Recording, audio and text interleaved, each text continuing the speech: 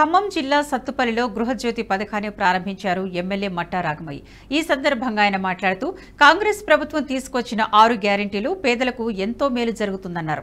గృహజ్యోతి పథకం ద్వారా అనేక పేద కుటుంబాలకు లబ్ధి చేకూరుతుందని, విద్యుత్తును పొదుపుగా వాడుకొని ఈ గృహజ్యోతి పథకాన్ని సద్వినియోగం చేసుకోవాలని కోరారు. విద్యుత్ శాఖ అధికారులు కూడా తమ విధులను సక్రమంగా నిర్వర్తించాలని, గ్రామాల్లో విద్యుత్ సరఫరా అంతరాయం లేకుండా చేయాలని ఆదేశించారు. 6 గ్యారెంటీ హామీలలో భాగంగా గృహజ్యోతి పథకాన్ని ప్రభుత్వం ప్రతిష్టాత్మకంగా అమలు చేస్తుందన్నారు.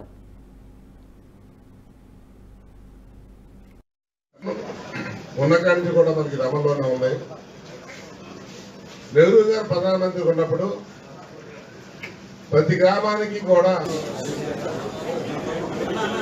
కాంగ్రెస్ ప్రభుత్వం మాట ఇచ్చినట్టుగానే 100 రోజుల లోపల 6 గ్యారెంటీలు అమలు చేస్తామన్నారు. అదేవిధంగా 48 గంటల్లోనే 2 గ్యారెంటీలు అమలు చేసి చూపించారు. అదేవిధంగా ఇప్పుడు 27వ తారీఖు ముఖ్యమంత్రి రేవంత్ రెడ్డి గారి సమక్షంలో మేమందరం ఉన్నాం. ఆ రోజు లాంచ్ చేయడం జరిగింది.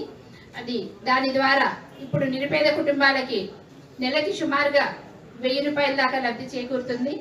200 యూనిట్ల లోపు కరెంటు ఉన్న వాళ్ళందరికీ కూడా ఉచితంగా కరెంటు అందించడం జరుగుతుంది.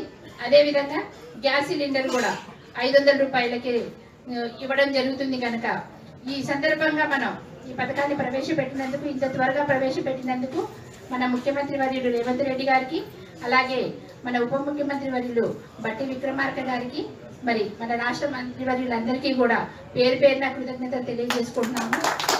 సత్తుపల్లి నియోజకవర్గానికి వస్తే మన సత్తుపల్లిలో సుమారు 12,000 మందికి, అలాగే వేంసూరు మండలంలో 7,800 మందికి, పెనుమల్లిలో 9,487 మంది, తల్లాడలో 10,000 మందికి, కల్లూరులో 11,684 మంది, టోటల్ గా 51,279 కుటుంబాలకి ఉచిత కరెంటు ఈ నెల నుంచి అందబోతుంది.